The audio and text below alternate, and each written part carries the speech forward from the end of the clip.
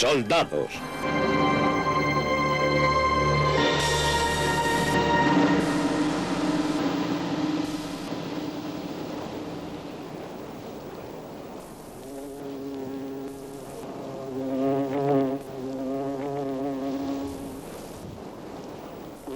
La guerra ha llenado el globo de campos de batalla.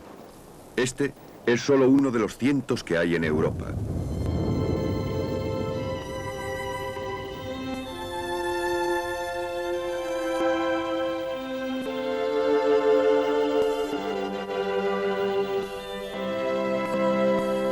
La guerra es una de las experiencias universales de la humanidad. Trasciende continentes y culturas, y es afortunada la generación que ha podido evitarla. Toca muchas vidas, desde el mero contacto con la foto en sepia de un pariente muerto ya hace tiempo, hasta las penetrantes sensaciones de la participación personal.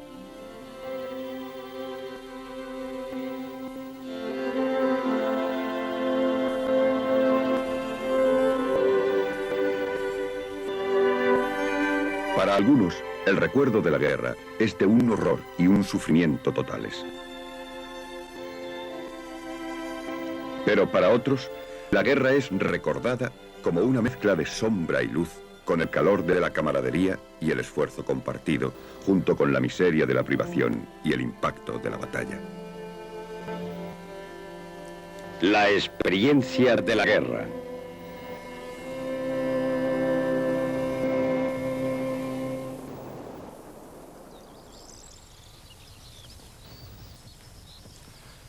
En la soleada mañana del día 1 de julio de 1916, el primer día de la batalla de Somme, a los hombres del primer batallón del regimiento Newfoundland se les ordenó que asaltaran las trincheras alemanas cruzando 100 metros de tierra de nadie.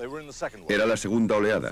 La primera ya había fracasado desastrosamente en buena parte del frente, pero era tanta su ansia, su inocencia, porque este era su bautismo de fuego, que salieron de las trincheras sin titubear y con gran valor avanzaron por este terreno despejado.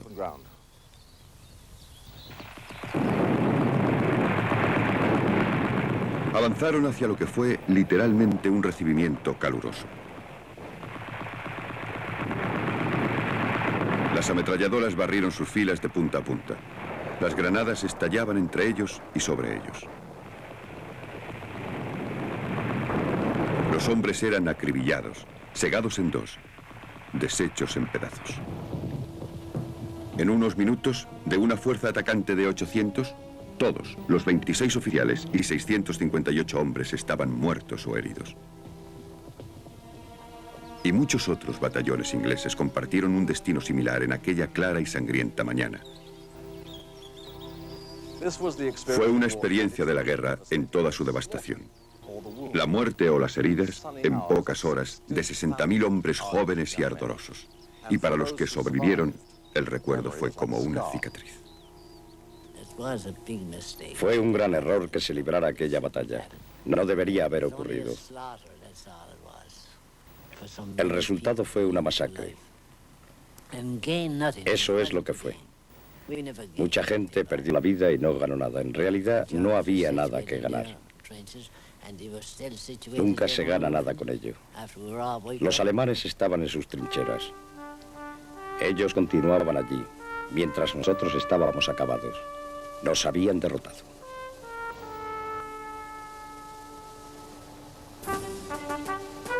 Newfoundland nunca ha dejado de llorar a sus jóvenes muertos en el Somme.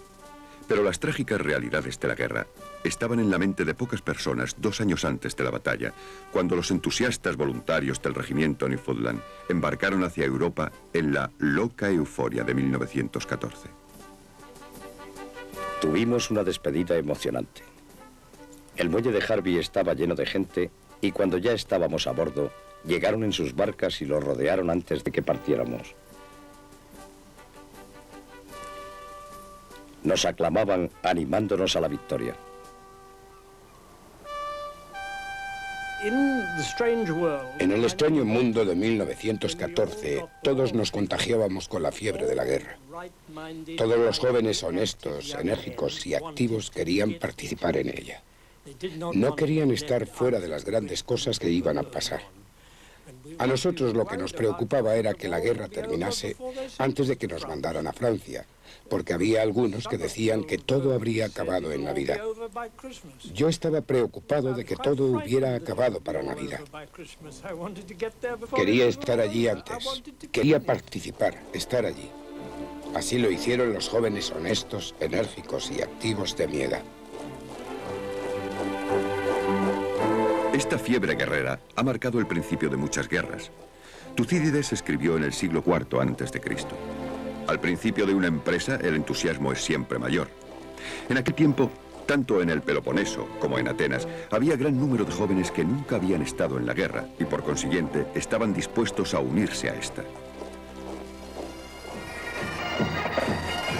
Pero 1914 sigue siendo el ejemplo más patético de los voluntarios pidiendo, como tantos caballeros andantes, batirse en duelo con el enemigo. Todos los jóvenes como yo pensaban lo mismo. Si es eso lo que quieren, al ataque. Teníamos miedo de que no nos destinasen a Francia a tiempo de intervenir en una batalla importante. Eso era lo que deseábamos en aquel momento. Después, algunos cambiamos de opinión. Pero en principio, era eso, el deseo de ir.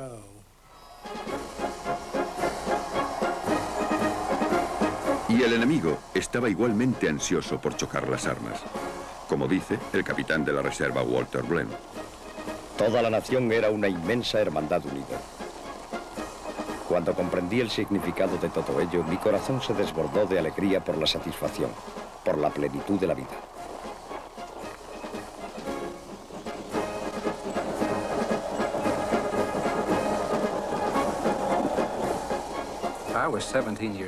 Yo tenía 17 años y era muy patriota. Imaginaba a los soldados llegando a una pequeña ciudad como Vicksburg. Deseaba ser como ellos. Por eso otro chico y yo decidimos alistarnos y fuimos en autostop hasta Jackson, Mississippi. Él entró en la Marina y yo en la infantería de la Marina.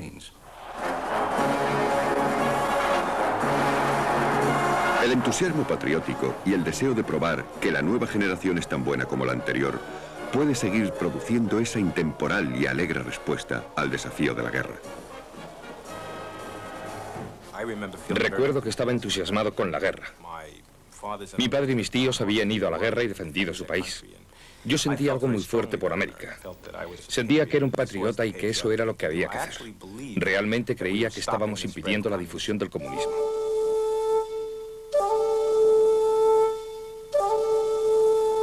El soldado, una vez comprometido, tiene que enfrentar las consecuencias de su acción.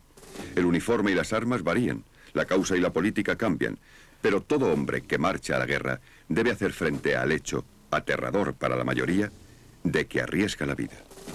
Las palabras de un veterano inglés de las guerras napoleónicas aún hoy impresionan. ¿Por qué antes de combatir los hombres están pensativos, pesados, inquietos, aplastados por la preocupación? Un joven oficial, disponiéndose a combatir en Passchendaele, un siglo después, confiaba a su diario. Lo único de lo que no estoy seguro es de si me vendrá el viento en contra y lo acusaré.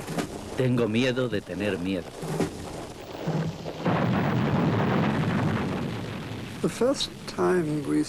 La primera vez que presenciamos un combate fue en 1915 en Albert.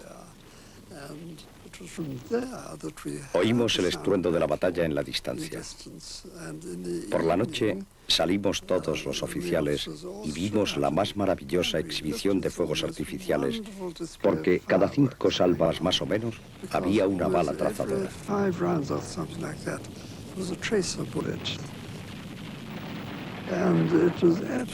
Era algo muy hermoso. Luego lanzaban una granada estrella que desciende muy lentamente e ilumina todo a su alrededor. Era algo maravilloso, bellísimo, si es que hay algo que se pueda llamar bello en la guerra. El esplendor o el drama del campo de batalla pueden ser evidentes para el artista y en especial para aquellos que idealizan los momentos heroicos de una nación. Pero el soldado que experimenta la afilada punta de la guerra por primera vez tiene en su mente percepciones muy diferentes.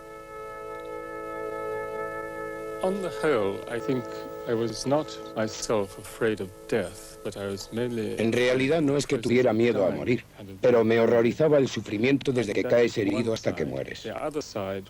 Esa era una parte. La otra era el miedo al deshonor ante los hombres a los que mandas. Yo no creo que hubiera miedo a la muerte.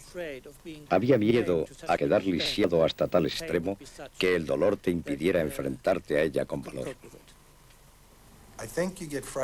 Creo que estás asustado durante todo el vuelo, pero estás preparado para reaccionar ante ciertas situaciones, como si fueses un robot. Por eso, aunque tengas miedo, sigues adelante y haces lo que tienes que hacer. Tienes que ser capaz de pilotar el avión. Tienes que ser capaz de accionar los sistemas de defensa cuando lo necesitas. Lo sabes todo al dedillo y te dices que estás asustado. Pero cuanto más metido estás en el combate, menos tiempo tienes para pensar en eso. El miedo es algo que sientes cada día.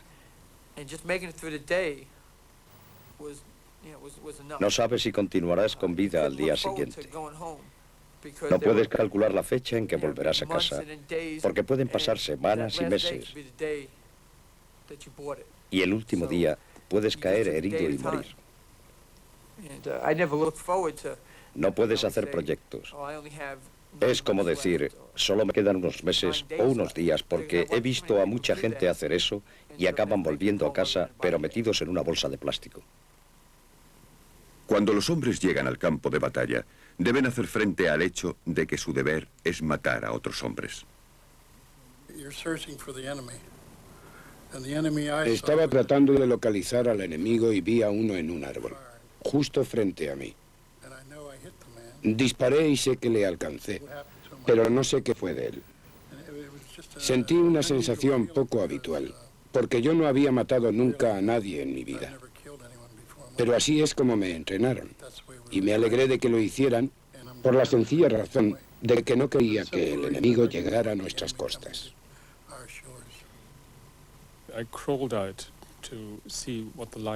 Me fui arrastrando para inspeccionar el terreno. Llegué a un cráter de bomba y entonces, para mi sorpresa, a unos 30 metros, vi a un soldado alemán frente a una ametralladora peinándose. Mi obligación era disparar, así que cogí mi fusil, apunté, pero no funcionó.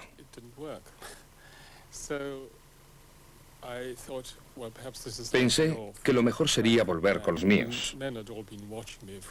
Los hombres me habían estado mirando desde atrás muy entusiasmados. Alguien me dio otro fusil, así que ya no tenía más remedio que arrastrarme para volver otra vez. El alemán seguía peinándose. Apunté y disparé. Recuerdo que dio un grito muy raro, como el de una gallina, y yo volví sintiendo, comprendiendo en cierto modo, que había hecho algo horrible. Todos mis compañeros estaban muy contentos, y así llegué victorioso hasta el comandante de la compañía. El segundo oficial me desinfló al decirme, bien, ahora ya estás en tu elemento. Entonces, de pronto, en aquel momento, ocurrió algo en mi interior. Fue una especie de crack. Para mí fue el momento decisivo en mi experiencia de la guerra. Sentí que combatir ya nunca volvería a ser lo mismo. Cuando comencé en Anzio, la guerra me había parecido casi como un juego de niños. Pero mis sentimientos cambiaron después de aquello. La primera vez que maté a un hombre, yo estaba destinado fuera de un campamento base llamado Totok, en las tierras altas del centro. Estábamos de patrulla y sufrimos una emboscada. Junto a dos hombres salí por el flanco en que estaba el enemigo. Los acorralamos y luego los sacamos. Con mi M16 apunté a uno de ellos. Se volvió hacia mí y le vi la cara. Me quedé helado porque era un niño. Yo diría que entre 12 y 14 años. Cuando me vio, se volvió contra mí apuntándome con un arma automática. Disparé las 20 balas sobre el chico y quedó allí. Luego solté el arma y lloré. No podía creer que este era el tipo de soldados con los que teníamos que luchar. Teníamos que luchar en algunos casos contra niños. Era incomprensible. Los soldados son víctimas tanto como ejecutores. La guerra puede matarlos a ellos o a los compañeros con los que se han entrenado, desfilado y combatido.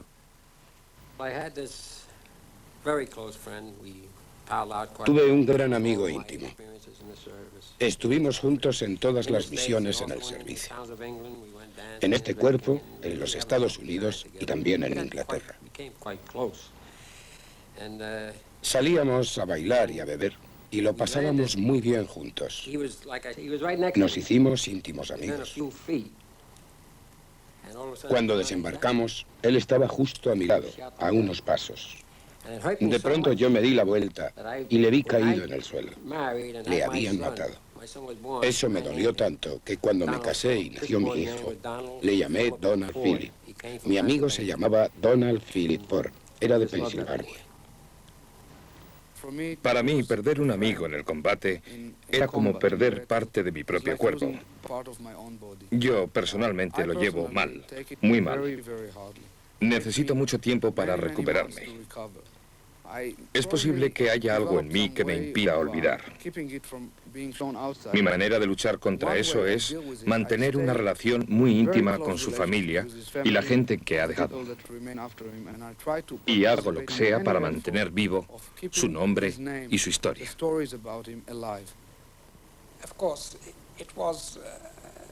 Era algo horrible cuando salías y otra tropa había estado en acción allí antes.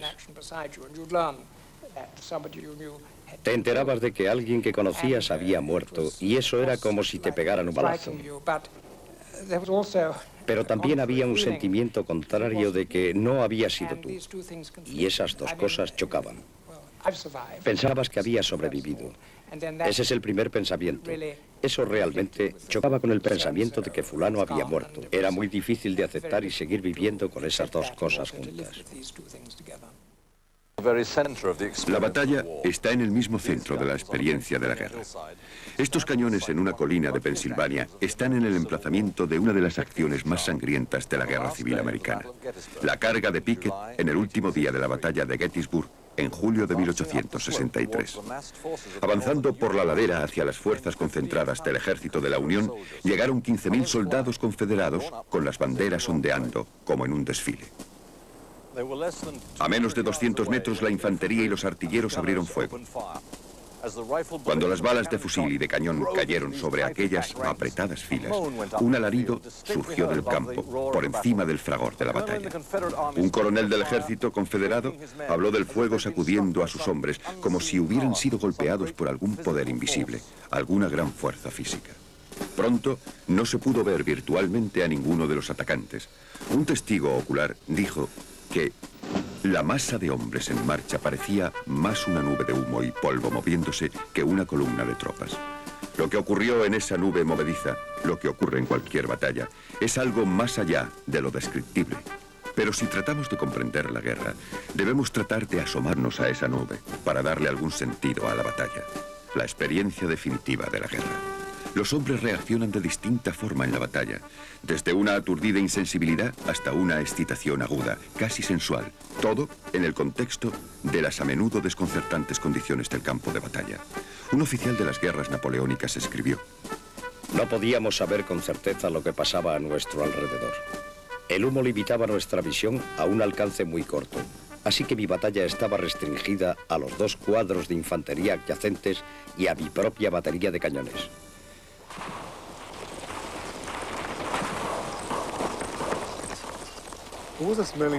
En el aire había un fuerte olor a las municiones que se estaban quemando. Recuerdo que aquello no era muy molesto. Lo peor era el humo que había alrededor. No podías ver nada. Era de madrugada, pero estábamos algunas veces toda la noche sin dormir. El humo no desaparecía. Así que en realidad era como combatir dentro de una nube donde no veías. No sabías hacia dónde ibas.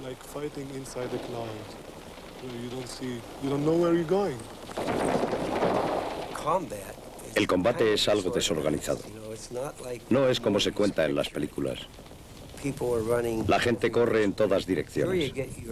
Has recibido las órdenes y el mando probablemente sabe a dónde vas, pero es un verdadero desorden. Pasan tantas cosas que te preguntas cómo puedes sobrevivir en aquel caos, incluso con todo el entrenamiento que has recibido. Es una gran suerte poder contarlo. Cuando te ves envuelto en un combate cuerpo a cuerpo, en cierta manera es similar a una bronca en un bar o a una pelea callejera con una pandilla. Pero en la guerra te juegas mucho.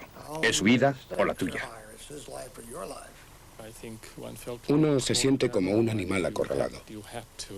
Tienes que matar para evitar que te maten. Esa era la principal razón por la que estabas allí.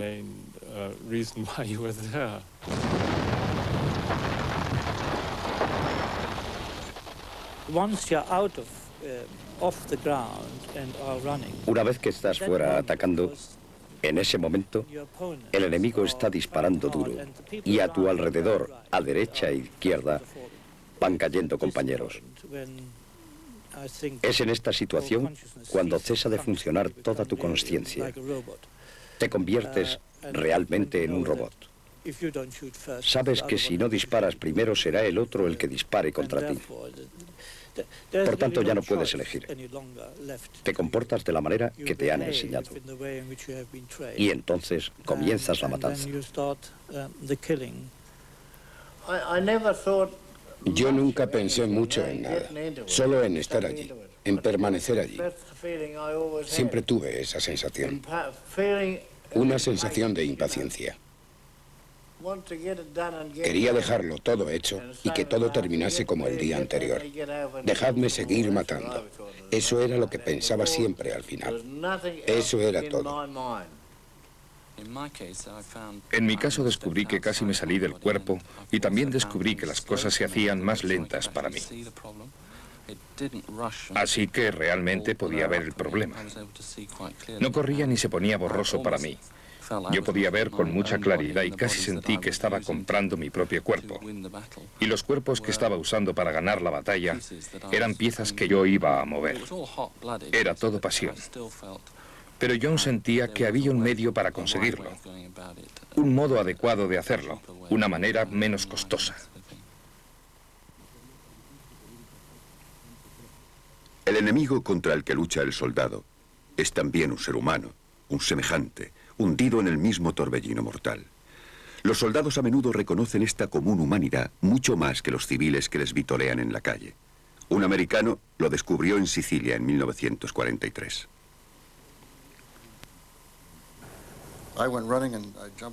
Salí corriendo y salté a una zanja. Dentro había 5 alemanes y quizá 4 o 5 de los nuestros.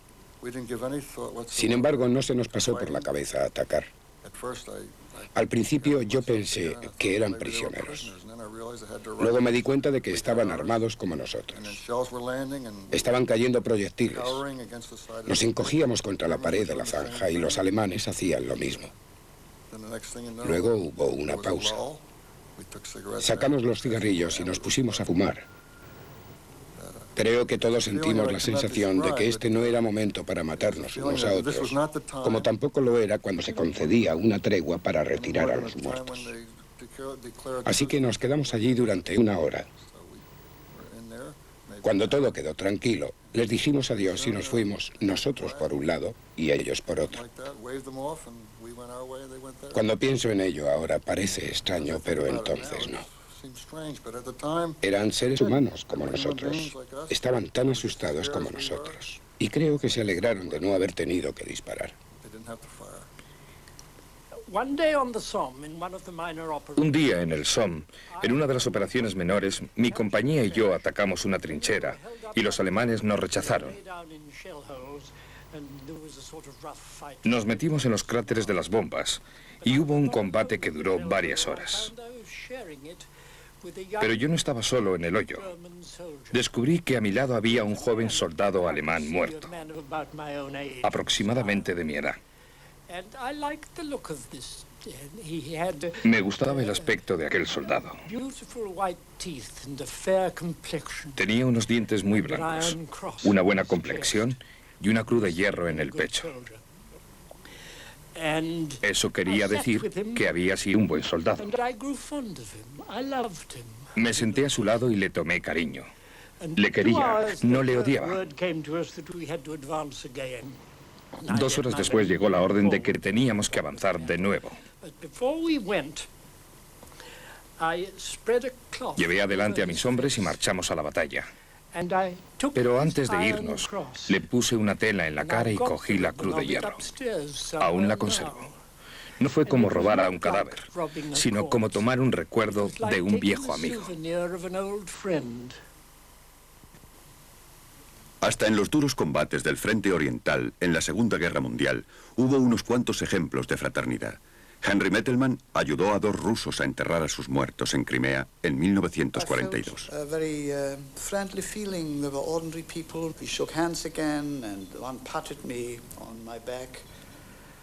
Sentí una gran sensación de amistad.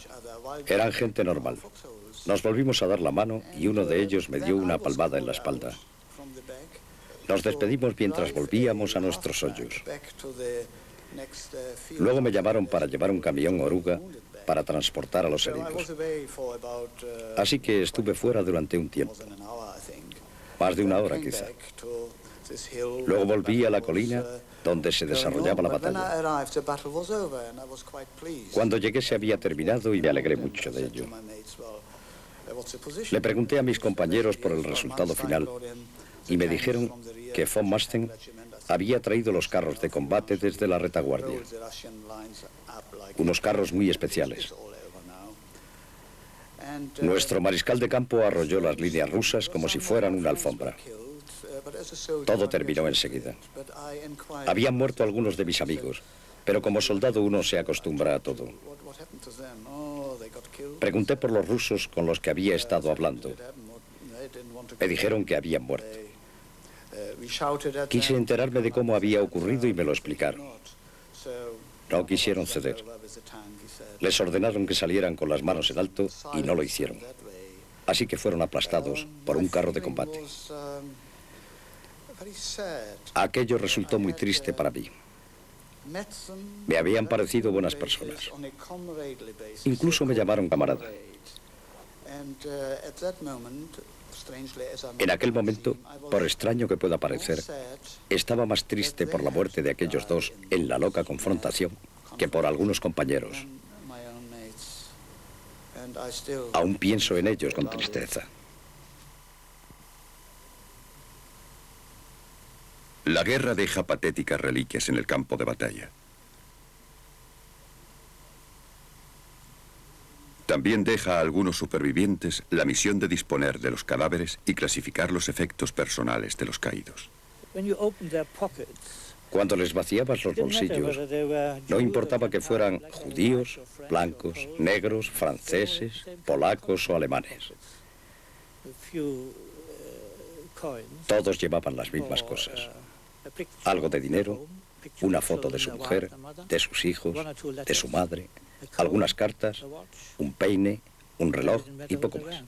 Aquellos bolsillos contaban ciertas historias.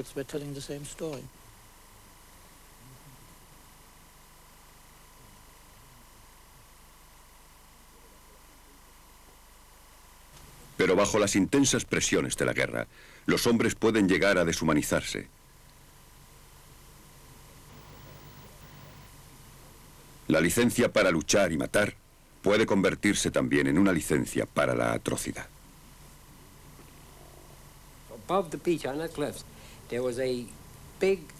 En la playa había un gran cañón alemán sobre unos raíles del ferrocarril.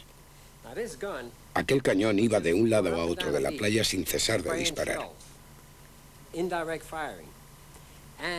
Había un soldado dirigiendo el fuego hasta que fue capturado. Ya hecho prisionero, fue conducido a la playa. Cuando estaba allí empezó a reír a carcajadas y a decir americanos en su idioma. Uno de la policía militar decía que prefería morir. No aguantaba que se riesen de él. Cogió la metralleta y empezó a dispararle. Le destrozó. Lo hizo porque estaba furioso de que aquel alemán tuviera el descaro de reírse de los americanos muertos en aquella playa. Aquel cañón era un infierno sobre ruedas. Recuerdo que vi un batallón de Seaford en la misma brigada. Pasaron por nuestras posiciones para ir al ataque. Un par de horas después, nosotros avanzamos para apoyarlos. Tomaron aquellas posiciones y sufrieron muchas bajas. Estaban tendidos como muñecos. También había muchos enemigos muertos, pero sobre todo un gran número de aquellos Seaford. Yo creo que me afectó más aquello que cualquier otra cosa durante la guerra. Muchos de los nuestros rondaban los cadáveres quitándoles los relojes y los anillos, saqueando a sus propios muertos. Los hombres se endurecen en la guerra. Hubo un ejemplo en el primer batallón de nuestro regimiento, cuando llegaron 2 oficiales del ejército pavoneándose, despreciándonos a nosotros.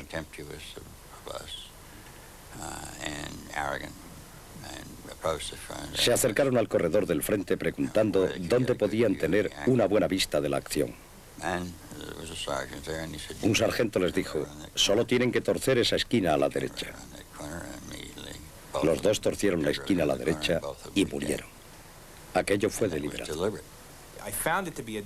Yo descubrí que eso era una experiencia deshumanizadora en un tiempo en que la vida no valía nada. Poníamos trampas explosivas en los cuerpos.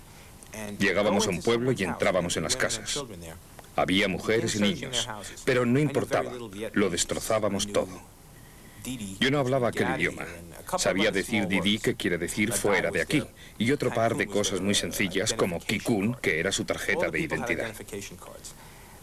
Todo el mundo tenía la tarjeta de identidad. Estaba escrita en vietnamita y lo único que se entendía era la fecha de nacimiento. Algunos de ellos parecían mucho más mayores de lo que realmente eran. Recuerdo que veíamos a las mujeres llegar al poblado cargadas con sus productos. No teníamos que detener a todo el mundo, pero siempre cogíamos a la mujer que iba más cargada. La deteníamos y hacíamos que nos enseñara su tarjeta y luego, cuando lo había hecho, que recogiera todo y se fuera. Todos creíamos que eso era muy divertido, que podíamos hacer lo que nos diera la gana. Teníamos ese poder sobre la gente y podíamos entrar en sus casas y registrarlas. Nos enorgullecemos de la democracia y tenemos una constitución que prohíbe el registro ilegal y la detención. Y sin embargo allí lo hacíamos. Íbamos a una casa y hurgábamos en sus cosas personales buscando armas o cualquier otra cosa. Y si sospechábamos que era un poblado hostil, quemábamos las casas.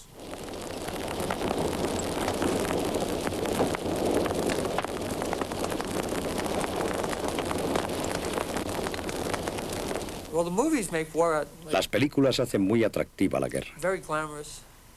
Es lo que hay que hacer, dar la vida por la patria. Yo estoy a favor de defender la patria por encima de todo. Soy patriota. Pero la guerra no es atractiva. Todos esos chicos que quieren ir a la guerra y matar a toda esa gente no comprenden que tienen tantas posibilidades de morir como de matar a alguien. Con esa cantidad de bombas cayendo a tu alrededor, te gustaría estar en cualquier parte excepto en la guerra. Si alguien pudiera estar allí solo durante un día y ver su crueldad, creo que cambiaría su opinión sobre la guerra. Sería menos probable envolverse porque los soldados son los que tienen la peor parte y no los generales. Ellos se sientan en esas habitaciones con aire acondicionado y dicen, bueno, creo que debemos tomar esa colina. Pero tomando esa colina se pueden perder 300 o 400 hombres. No se fijan en eso. Si vieran lo que una bomba o una bala pueden hacer, o vieran morir a tu mejor amigo en tus brazos y que no puedes hacer nada por él, eso cambiaría mucho las cosas. Algunos marines norteamericanos de la Segunda Guerra Mundial, recuperándose en el hospital de las heridas recibidas en el Pacífico, descubrieron la diferencia entre la guerra real y su imagen de Hollywood. Era más de lo que podían tragar. Todas las tardes nos llevaban en camilla al teatro y veíamos una película. Aquella noche tenían un regalo para nosotros. Antes de la película, John Wayne salió al escenario en persona. Iba vestido de vaquero, con zahones, botas, espuelas, 2 revólveres, una camisa a cuadros, pañuelo y sombrero. Saludó con la mano y dijo, «Hola, muchachos». Se hizo un profundo silencio. Alguien comenzó a silbar y entonces todos le silbamos y no le dejamos hablar. Al final se fue. ¿Por qué lo hicimos? Porque para nosotros John Wayne era un símbolo del machismo. El mito del macho. El machismo que nos había llevado a enrolarnos en la infantería de marina y que ahora sabíamos que era un desnudo engaño. Allí estaba uno de los hombres de confianza y en aquel momento le odiábamos más que a cualquier soldado japonés. La guerra estimula, pero también agota. El espíritu no es un artículo de suministro ilimitado, y cuanto más larga es la guerra, mayor es la tensión, hasta en el más valiente y más profesional de los soldados. Lones de Arabia dijo en alguna ocasión que todo hombre tiene un tanto de coraje. Eso quiere decir que algunos tienen más que otros, pero tú no puedes tirar de él indefinidamente. Es como el dinero en el banco. Ese es un buen ejemplo. Puede sacar cierta cantidad, pero antes o después se acaba. Me di cuenta de que los de la unidad en la que yo estaba, la División 51 Highland, habíamos estado en el desierto desde el Alamein hasta Túnez y luego a Sicilia. Nos llevaron para la invasión de Normandía. Y, por ejemplo, había un sargento en mi compañía que era un hombre muy valiente. Tenía la medalla militar. No es que eso signifique mucho, pero no se la dan a los cobardes. Ya había sufrido bastante. Estaba destrozado. El oficial médico lo mandó a casa. Mi cuñado estaba en Vietnam. Era teniente de infantería. Su mejor amigo era un sargento. Fueron mal heridos y todo el mundo quería salir de allí. Aquel sargento no pudo soportar más y se pegó un tiro. Mi cuñado tuvo que escribir la carta a su madre. Empezó escribiendo que su hijo estaba en Vietnam y que había servido muy bien. Y luego se había suicidado porque no podía soportarlo y no quería estar aquí. El capitán se negó a que saliera aquella carta. La carta que se envió decía que había muerto en combate como un héroe. Eso está bien en cierto sentido porque deja que los parientes crean lo mejor. Mi cuñado ha tenido un gran complejo de culpa durante 17 años. Y sigue pensando que debería habérselo contado. Se lo ha tomado tan mal que no quiere hablar para nada de Vietnam.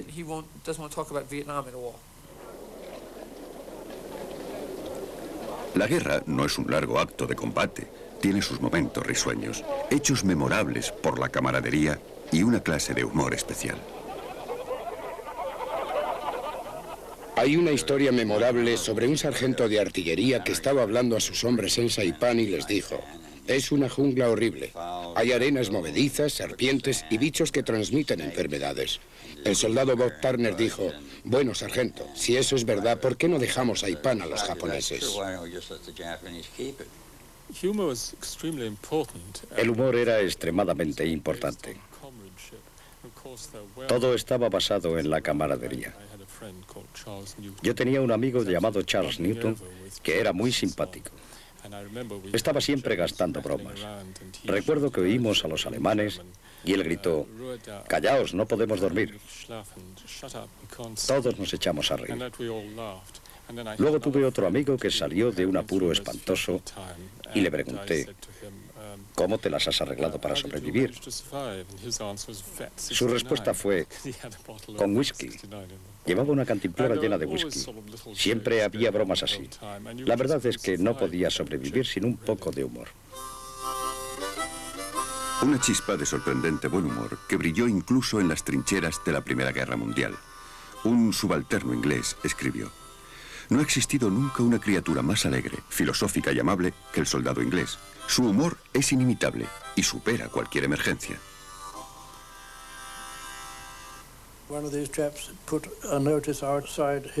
Uno de los soldados puso un letrero a la entrada de su refugio: Villa Olma. El general de brigada pasó por allí y le preguntó: ¿qué significa esto de Villa Otma? El chico dijo: señor, no me gustaría decírselo, señor. Vamos, cuéntamelo. ¿Qué significa Otma? Bueno, quiere decir: ocúpate de tus malditos asuntos. En la ruta de Kokoda, en Nueva Guinea, los australianos tenían que pasar por un sitio donde había un cadáver. Esto ocurrió después de la Primera Guerra Mundial. Había un cuerpo enterrado con un brazo fuera. Cuando pasaban, le daban la mano y seguían. Esa es la clase de humor negro que la gente realmente no comprende.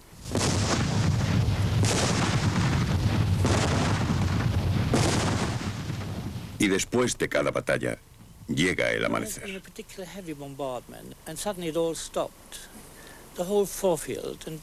Cuando había un fuerte bombardeo y de pronto cesaba, todo en el campo a tu alrededor se llenaba con el canto de los pájaros. No te podías imaginar de dónde habían llegado aquellos pájaros, cómo habían podido sobrevivir a aquella matanza, o si habían aparecido de pronto. Pero estaban allí. El contraste era enorme. El efecto de esto era tan tremendo que olvidabas la experiencia de la noche anterior. El primer rayo de sol, el calor de ese sol, el canto de los pájaros, el hecho de estar aún vivo, te proporcionaba una gran confianza para seguir. Las batallas, las campañas y la guerra terminan, trayendo a quienes han pasado por ellas una inolvidable sensación de supervivencia, no importa lo que hayan durado. Y para los vencedores, la alegría de la victoria.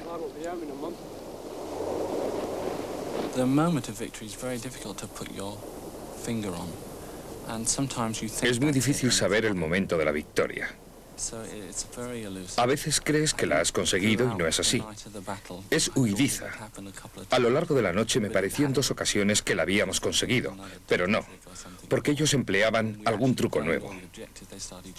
Cuando realmente conseguíamos el objetivo, empezaban a bombardearnos y sufríamos más bajas. Y eso a mí no me parecía una victoria. El tiempo en las Malvinas era bueno. Era un hermoso día soleado y todos los que no estábamos heridos estábamos juntos tomando una taza de té, muy agradecidos por haber llegado a otro amanecer.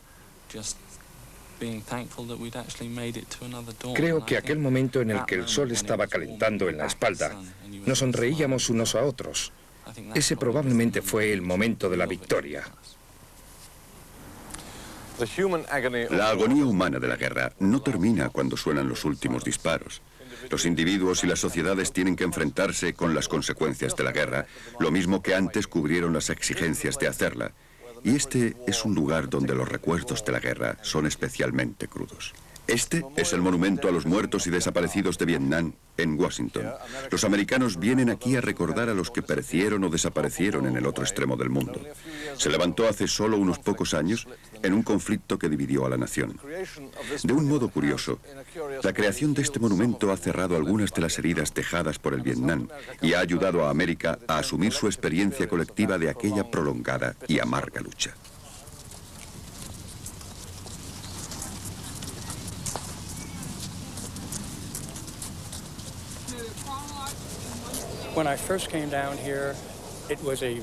Cuando llegué aquí por primera vez, tuve una experiencia muy emotiva.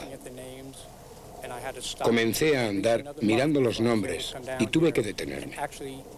Necesité como mínimo un mes antes de ser capaz de venir aquí y ver el monumento sin venirme abajo y sin sentir tanta emoción. Ahora lo aguanto bien. Vengo muy a menudo. Miro los nombres, si conozco a alguien. Paso el dedo por su nombre para sentir la sensación de que digo, me acuerdo de ti y estuvimos juntos. Ahora creo que es un monumento espléndido. Creo que es algo de lo que los veteranos de Vietnam podemos estar muy orgullosos. No se puede dudar del horror esencial de la guerra, pero la experiencia une a los combatientes a través de la historia y los sitúa aparte. Un oficial de la Segunda Guerra Mundial observó que Un veterano siente compasión por los civiles perjudicados y por la matanza de soldados, incluso enemigos, pero al haber sobrevivido a los peligros, piensa que es un ser diferente por sus días de campaña. Por muy lamentable que pueda ser, hay muchos hombres en el mundo que se sienten muy diferentes del resto de los mortales porque han estado bajo el fuego. Es como si creyeran que eso es una especie de sello.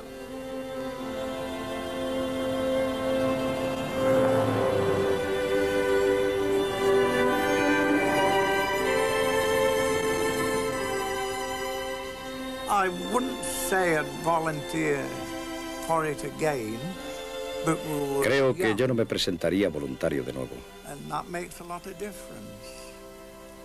You know, Entonces éramos jóvenes y eso lo hace todo muy with diferente. her inside hanging out, it'd turn you up a lot. Si vieras ahora a alguien con las But tripas then, fuera, te it's afectaría part mucho. of the business. Pero entonces era solo una parte del There was negocio. nobody, as I know of, Y allí no había that nadie que yo sepa grumbled about que it. se quejara por eso. When we were up to the knees in Cuando mud and estábamos water, hasta las rodillas de agua y barro, you nos know, maldecíamos a nosotros mismos, 'cause a bit- pero no era una queja en not a serio. not a real grumble.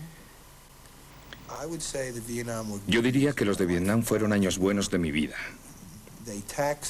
Cargaron al máximo sobre mi capacidad y me dieron la oportunidad de ver y experimentar cosas en la vida que nunca habría experimentado y que nunca he experimentado desde entonces. Fue algo único que nunca olvidaré. Es degradante por completo, pero también quiero decir que hay algo edificante. Es cierto. Me refiero a la camaradería, a una profunda camaradería. Es estupendo estar con otra gente luchando juntos, lograrlo juntos. Estoy seguro de que la gente en Londres durante los bombardeos sentía exactamente lo mismo. En algunos aspectos aquello me deshumanizó, pero en otros me ocurrió lo contrario. Cada día vivo más plenamente. Disfruto de mis hijos, de mi familia, de un montón de cosas que podría no haber disfrutado. Dicen que el que sobrevive a los desastres conserva siempre el trauma de estos, pero vive cada día más plenamente. Eso es lo que a mí me pasa. Fue una experiencia horrible, algo que no podré olvidar jamás. Esta tarde he venido aquí en un taxi. El taxista comentó, parece que vamos a tener la Tercera Guerra Mundial. Yo le dije, por amor de Dios, no mencione usted eso, porque sería lo peor que pudiera ocurrir. Yo tuve la experiencia y viví la Segunda Guerra Mundial. Ya basta.